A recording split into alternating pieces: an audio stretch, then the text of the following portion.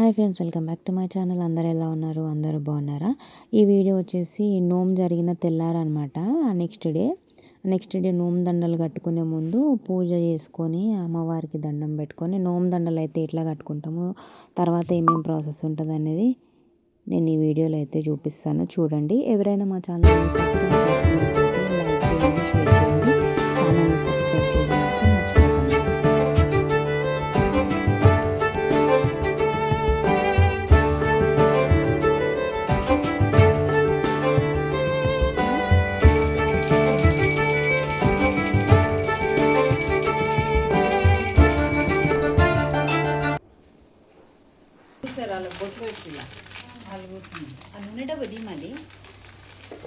So చూస్తున్నారు కదా friends, mummy చేతిలో ఉన్న క్లాత్ వచ్చేసి మనము నోమ్ దగ్గర పెట్టినప్పుడు గౌరమ్మ దగ్గర పెట్టిన క్లాత్ అనమాట. ఆ ముక్క వచ్చేసి పెద్దగా ఉంటేనేమో మనము బ్లౌజ్ పీస్కి అటాచ్ చేసేసి కుట్టించుకోవాలన్నమాట.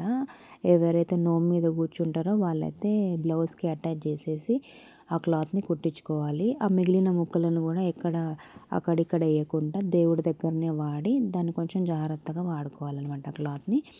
సో ఫ్రెండ్స్, ఇప్పుడైతే ఆ క్లాత్ని మనము ఆ పూల తొట్టెలో ఏదైతే ఉందో ఆ అమ్మవారికి బ్లౌజ్ పీస్ ఏదైతే ఉందో గౌరమ్మది, ఆ క్లాత్ అనేది ఆ తొట్టెలకైతే కట్టేసుకోవాలన్నమాట.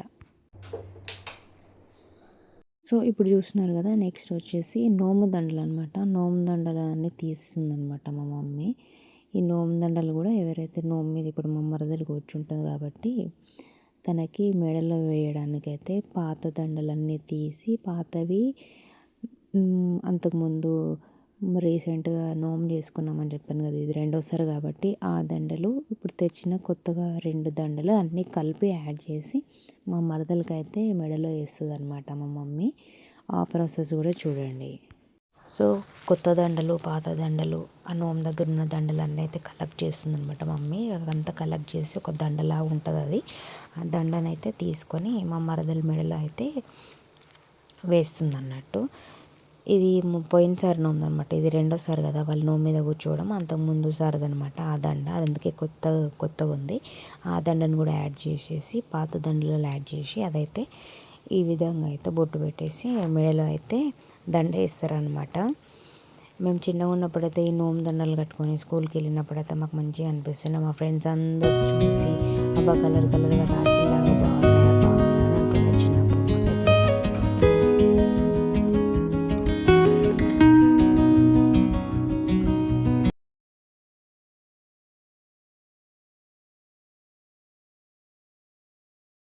ఫ్రెండ్స్ చూస్తున్నారు కదా, నోము ఎత్తుకోవడం అంటే నోము దగ్గర ఉన్న గౌరమ్మని తీసుకొని ఎత్తుకోవడం అనమాట. దాన్నే నోము ఎత్తుకోవడం అని అంటారనమాట. మా మమ్మీ ఇప్పుడు గౌరమ్మని మా మమ్మీ చేతుల మీద నుంచి మా మరదలకి అయితే ఇస్తుంది.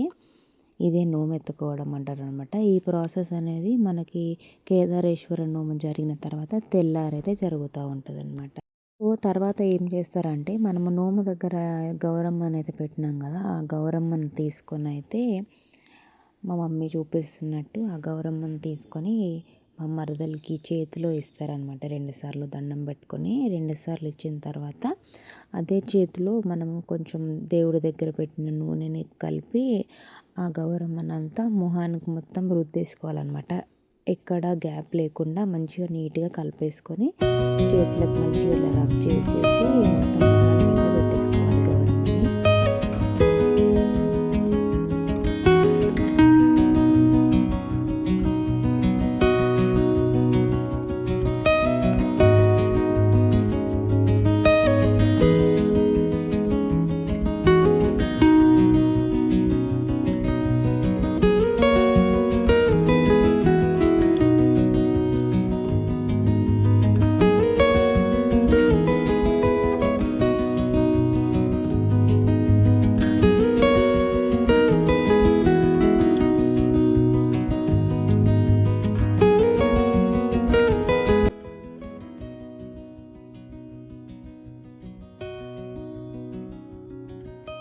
చూస్తున్నారు కదా ఫ్రెండ్స్, నోము దగ్గర నుంచి అయితే మమ్మీ ప్రసాదం తీసుకొని అయితే మా మరదలకి అయితే ఇస్తుంది.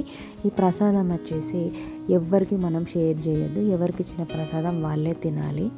నోము దగ్గర పెట్టినవి అయితే మమ్మీ వాళ్ళు తింటారనమాట. ఆ కూర ఆడ దగ్గర పెట్టినవి అయితే ఇంటి ఆడపిల్లకి సంబంధించినవి కాబట్టి అవి మేము తింటాం అన్నట్టు. మావలాగా సపరేట్గా ఉంటాయి. ఈ ప్రాసెస్ తర్వాత అయితే మమ్మీ చేతికి నోము దండలు అయితే కట్టిందనమాట.